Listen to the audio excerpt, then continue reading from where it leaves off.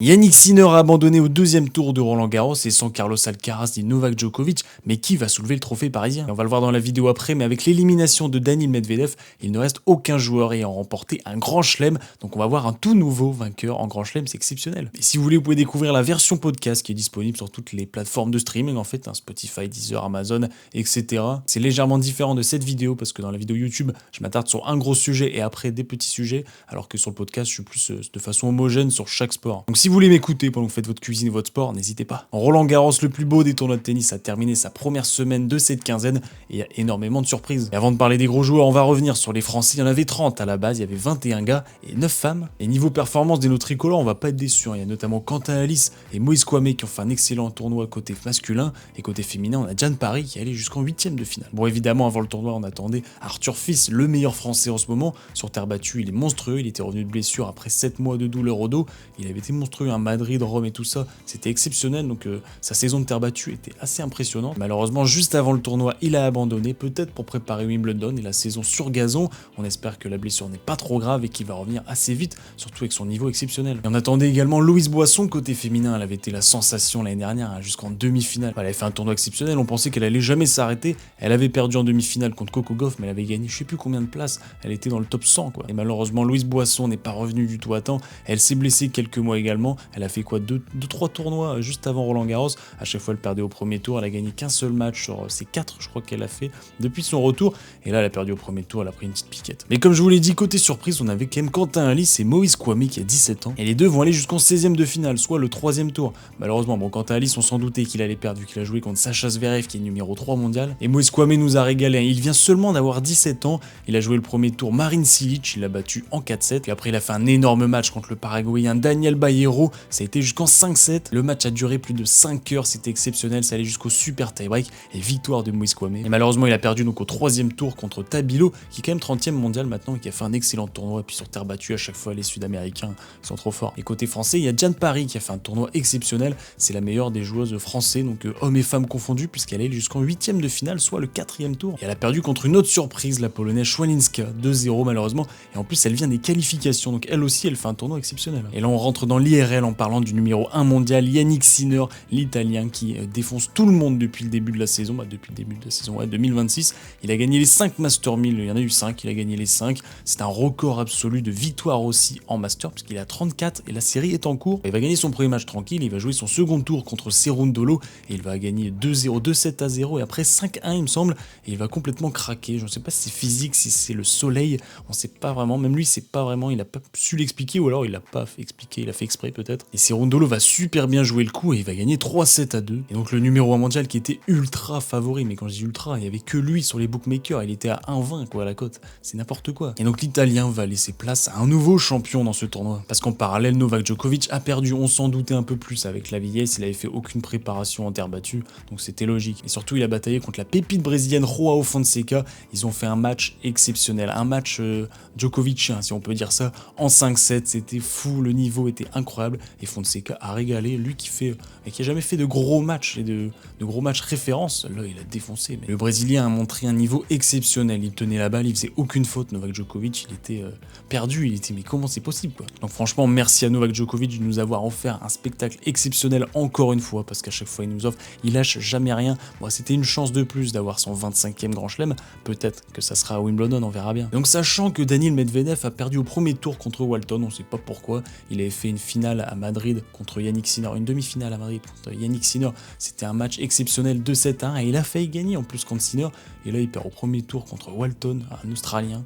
Alors qui sont les favoris pour soulever le titre? Et le grand favori est évidemment Sacha ou Alexander Zverev, l'Allemand, qui est ultra dominateur depuis le début. Il a gagné 3-0, 3-1 et 3-0 ses 3 premiers tours. C'est la chance ultime pour lui de remporter son premier grand chelem. Il n'y a pas Yannick Sinner, il n'y a pas Novak Djokovic, ni Carlos Alcaraz, c'est le seul à pouvoir gagner. Il nous reste également Fonseca, Jodar, ou alors Félix Auger-Aliassime aussi, qui est très très fort là depuis le début de saison. On peut dire que c'est assez indécis, mais quand même l'Allemand ressort majoritairement. Et franchement, ce Roland Garros, c'est une petite petite saveur quand même. On sent que depuis qu'il n'y a plus Yannick Sinner, il y a beaucoup d'intérêts qui sont portés autour de ce tournoi, et on sent qu'il y a un engouement aussi qui monte, donc c'est vraiment cool. Hâte de découvrir dimanche la grande finale, mais aussi il y aura quand même vendredi les demi-finales. Et côté féminin, Sabalenka, la numéro 1 mondiale, va affronter Naomi Osaka en 8ème de finale. Ça va être une grosse rencontre. Et on a suivi la défaite de Iga Swiatek qui a gagné 4 fois à Roland Garros et qui en ce moment n'y arrive plus du tout. Il y a aussi Rybakina et Coco Gauff qui ont été éliminés. Il nous reste Elina Svitolina, la femme de Gaël Monfils, qui pourrait gagner l'année de retraite de son mari. Ce serait quand même exceptionnel et l'image serait belle. Et également Mira Andreeva qui a été finaliste à Madrid et qui est en ce moment sur une très bonne dynamique. Encore Maria Kostiuk qui a gagné Rouen et qui a gagné Madrid, son premier Master 1000 d'ailleurs en carrière. Elle est à plus de 10 victoires d'affilée, elle est dans une très très bonne dynamique. Donc que ça soit côté homme ou côté femme, il y a tout qui est à faire. Parce que si Sabalenka venait à perdre, il pourrait avoir aussi une nouvelle vainqueur en Grand Chelem. Pour tout vous dire, ça fait longtemps que j'ai pas été autant hypé pour le Roland Garros, pour même un tournoi de Grand Chelem, mais bon, surtout celui parisien. En plus, il fait beau en ce moment, c'est sur France Télé, il y a les bascules, on adore. Donc la fin de ce Roland Garros, magnifique d'ailleurs, va nous procurer beaucoup de surprises. On a hâte de voir la suite. Et la dernière semaine, c'est cette semaine-là, il y aura les quarts, les demi et la finale. Donc finale femme, ce sera samedi, et la finale homme dimanche. On continue avec les autres sports en pêle-mêle, et comment ne pas évoquer la finale de la Ligue des Champions, parce que oui, Paris est de nouveau sacré champion de Champions League. La grande finale était samedi à Budapest, donc entre Arsenal et Paris, la meilleure défense contre la meilleure attaque, si on peut dire, parce qu'Arsenal a seulement concédé 6 buts depuis le début de la saison en Ligue des Champions, ce qui est exceptionnel. Alors, la finale va pas être si belle que ça, surtout par rapport aux demi-finales entre Paris Saint-Germain et Bayern, parce que les demi-finales d'Arsenal c'était aussi éclaté. Mais Havertz va offrir le premier but de la partie à la 5e minute. Il va partir tout seul à cause d'un contre malheureux contre Marquinhos, et il va crucifier Safonov en tirant dans la lucarne. La lucarne un peu au-dessus quoi. Et là tout le match on va sentir des Parisiens qui essayent d'attaquer avec la défense d'Arsenal qui va tout verrouiller. Et comme très souvent cette année, ça va passer par le Géorgien parisien pour débloquer la situation, Kvaratskhelia qui va obtenir un penalty. Et c'est évidemment Ousmane Dembélé qui va le tirer, qui va convertir le penalty un partout. Les deux équipes partent donc en prolongation, elles vont être quand même assez éclatées. Les prolongations, on va à 30 minutes où les deux équipes attendaient simplement les tirages au sort, les tirs au but. Et les joueurs vont majoritairement bien tirer cette séance de penalty. Il y aura forcément des ratés puisqu'il faut bien un vainqueur final. Et le premier manqué de la séance de tir au but, c'est Eze, le Gunners, qui va tirer à côté du poteau. Mendes va tirer juste après, il va rater parce que Raya, le gardien des Gunners, va l'arrêter. Et donc là, ça fait 4 partout. Les derniers tireurs, c'est Beraldo, côté parisien, et Gabriel, le défenseur d'Arsenal. Beraldo, il venait juste d'entrer, donc on n'était pas sûr qu'il était si chaud que ça. Et pourtant, il a mis un super penalty, contre-pied surtout. Et Gabriel, le dernier tireur de cette séance de penalty, avant les morts subites surtout, mais il va complètement rater sa frappe, il va tirer dans le public parisien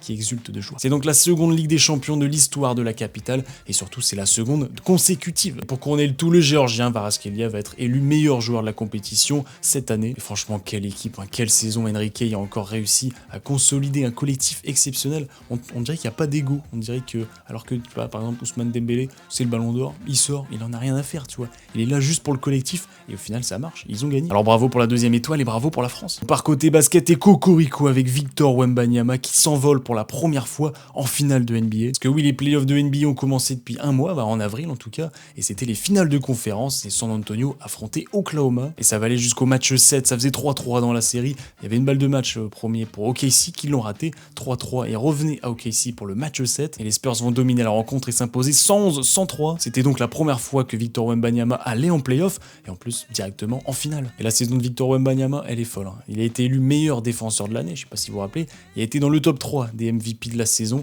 il était aussi dans la First Team NBA, et là il s'envole pour la première fois en finale NBA, et surtout il a été élu MVP des finales de conférence. Alors oui, il s'envole en finale de NBA, mais contre qui? Contre les New York Knicks, qu'ils ont mis 4-0, un sweep à Cleveland en finale de conférence à l'est. Et la grande finale est à suivre à partir de mercredi, dans la nuit de mercredi à jeudi, et c'est comme d'habitude le premier à 4 victoires qui l'emporte. Rapidement en cyclisme, on a eu le Giro et la fin du Giro justement ce dimanche, et c'est Jonas Vingegaard qui a remporté la course, qui a remporté plutôt le Tour d'Italie. C'était le 109e Tour d'Italie d'ailleurs, et Vingegaard c'était sa première participation, et il a explosé tout le monde. Il a terminé leader avec plus de 5 minutes d'avance sur le second qui était Félix Gall, et il a remporté également 5 étapes, c'était exceptionnel. Et le premier français au classement, il est 11e, c'est Mathis Rondel qui arrivait à 15 minutes d'écart. Et on finit avec le handball, le Paris Saint-Germain jouait contre Nantes en Star League. Si Paris gagnait, ils étaient champions. Si Nantes gagnait, gagné. Bah, ça, je crois qu'ils étaient égalité, il me semble. Mais bon, Paris va encore gagner une nouvelle fois. C'était en plus la première défaite de Nantes cette saison, puisqu'ils avaient fait 3 nuls. Et donc voilà, Paris est une nouvelle fois champion de France pour la 12e fois de suite, je me semble.